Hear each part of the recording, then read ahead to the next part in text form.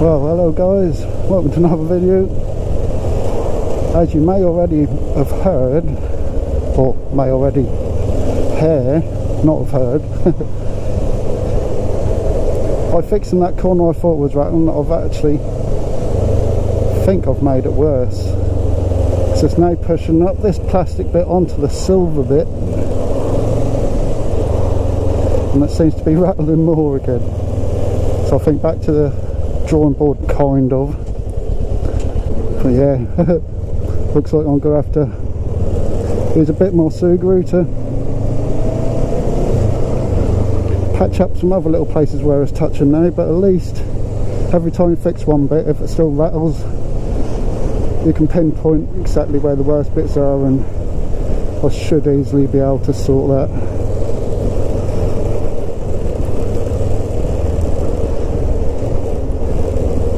Hope it's not too bright on camera, but it's bright right now because the sun's obviously right in front and high up. It's actually 6:30 in the evening. I wanted to take it for a little ride, obviously to check, see if that is fixed, but at least testing it out, like I say, I'll now know how to fix it fully, hopefully. But you never know, it might rattle again somewhere else. Yeah, I'll get really annoying if I don't get this sorted out fixed soon.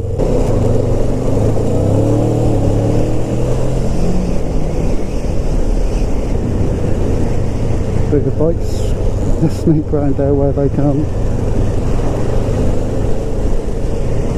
I don't know if you've also noticed, I hope the wind's not too bad, it's been a windy day today and it's still pretty windy.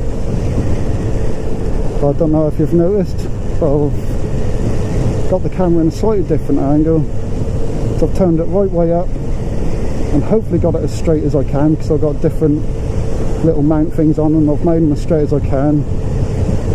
And the actual mount you click the GoPro into that I put on the helmet has always looked really straight to me, but for some reason my camera always seemed to film on the wonk. If you most people have probably noticed in my videos, that's slightly right to the left or right, or whatever it is. I think it's to the left. So hopefully it's sorted out at least a bit. I wanted to come out, as I was saying, one to check on this rattle, which is definitely worse.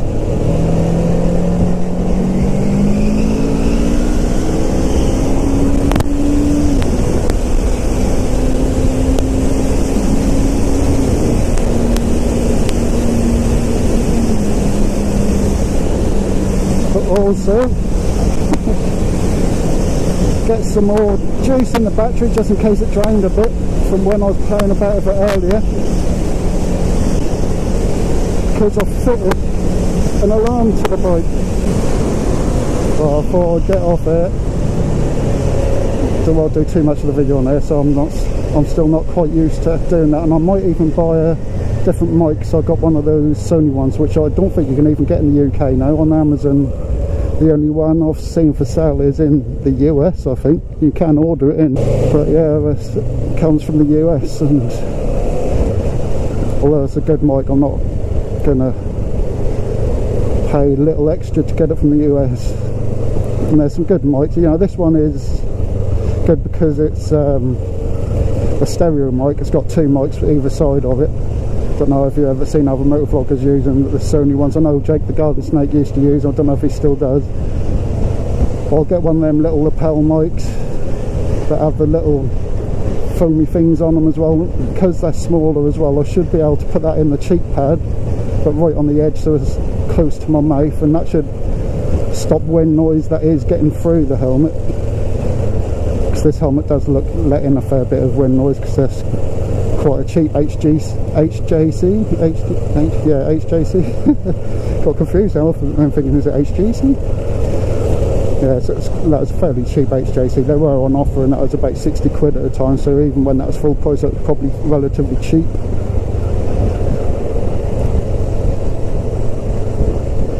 But yeah, I want to make sure there's juice in the battery after playing about with fitting this alarm. I don't know if you heard me on the dual carriageway bit, so I might have to cut that out. But yeah, I just fitted a simple alarm earlier today, just for peace of mind and that. and it's quite funny really. That might end up annoying me and I might take part of it off, because there's actually one of those ones with a voice on if someone tamper with it or get touch it when they get a bit close to it. It says something like, "Stop that, this bike has an alarm," but it says it in such a funny voice, man. I don't know who they use to make that, but it seems to work well. Like I say, it's been really windy today, and when the cover was on it and that was blowing about and all sorts, and it wasn't setting it off, when I just tapped like the seat, that done the warning part. So it definitely works well.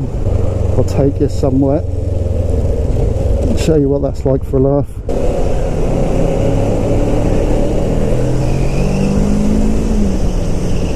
Oh, this phase shift, man. This is a part of this new road. 20 mile an hour. I guess it's actually open now then. Speed bumps and all sorts. Travellers and their horses. I was going to stop in there, but now it's open and stuff. I don't think it's wise to find somewhere else. Plus this dude's sorting his horses out. Still building a load over here. Used to walk dogs over there when that was all field years ago. Now there's lots of luxury apartments or flats or houses or whatever they are, and old people's place. It's nearly 7 o'clock. I might pop down the industrial estate again quickly just so I can show you this alarm so you can have a bit of a giggle.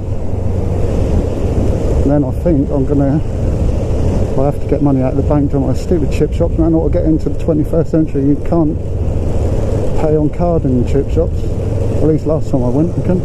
Just live over there. Americans don't know what it's like having roads like this, where the cars are taking up most of the road just to park outside their houses. So let's just pop down there a minute. There are things open down there, but they're mostly up the top this end. There's a carvery place there, pub thing, little hotel type thing, motel thing here. Don't know if that still is, but yeah, I think that's still bowling. There'll probably still be a few companies open here and there, but right down the end they should be shut by now. One factory area, Kettle's Chips, you might have heard of them. Some of you probably got Kettle's Chips factories in your towns or cities. They're always operating 24/7, they're right here.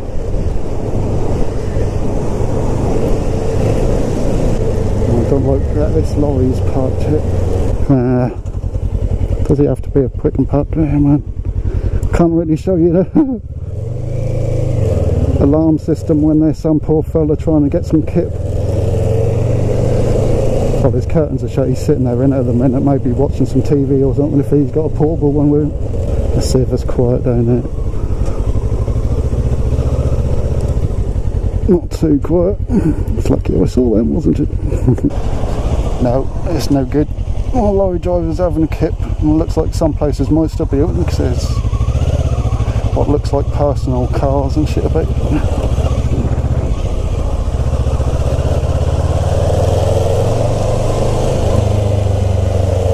Mind you, it's not going to be too loud if I just do the initial testing of what it does without actually letting the alarm go off. The actual alarm is pretty ear-piercing. Let's quickly do it there. Let's park up there. Neutral please. Side stand please. Turn off please. And I'm being kind of sensible, that's partly because I don't want to scratch everything up and stuff as well, but I'll put the key fob on my other keys, where my other security keys are as well, for my things like disc locks and things. If you leave it after a little while, that are myself as well, which is kind of cool, so if you forget, it's pretty good. So you can hear even then that the actual alarm's going to be pretty loud when it goes off, but listen to this, you'll laugh your ass off when you hear this. Probably made me laugh when I first set it up and tried it, but listen. Stop that, this bike is alarmed. Oh, that's quite funny. What sort of geezers do I get to do that, man? That's really funny. Stop that, this bike is alarmed. There you go. Nice little test, man. Well, there you go. Hope that gave you a little giggle. I'm now going to go off and get some chips, I think. It's a pain in the ass having to get money out of the bank. Hopefully they have actually got the machines now and that'll be pointless me getting money out, but at least I'll know once I've been in there. They do awesome chips where I'm going, man. If you're from Norwich, go down Norwich Road if you haven't. They do some nice chips and stuff here. They're pretty good. I'm sure there are others that are good too. That's kind of settled us in a bit while I've been riding about. It's not quite so bad, but you can definitely see where it's touching there, so I thought I'd just put some in there. Might even be able to do that without taking it off, which would be handy. No, I'll probably best take it off again. It's just that it's a pain in the ass getting these back on, because when you take this one out, this fairing moves slightly and it moves away from where that's got a little tab that goes over a bit of frame where it screws into, and that misalignment, so you then have to pull this frame out while you get this into place as well, hold all that while getting that started, and it's a pain in the arse. And then because that one then moves this one, then that will go out of line as well. That's all good, it's all worth it in the end once it's all sorted it. I don't think that one does rattle at all anymore. If it did anyway, but I still put them bits on there to make sure. Bloody, you won't pull over, there's no road there.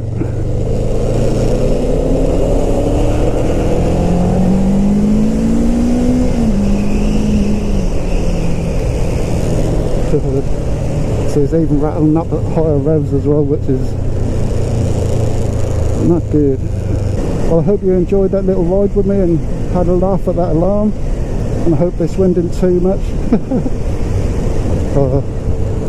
So much against us motovloggers in terms of audio.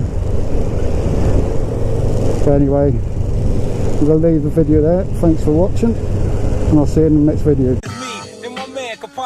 Black and white and ivory, and black ebony. They can't step to me, weaponry is heavenly. They can't see us in the 313 vicinity. Hey yo, M, ha, ha, ha, ha. Ha ha, I come in like ha ha, I'm ill like nah nah. And y'all don't wanna see me cause I'm ill with the skill.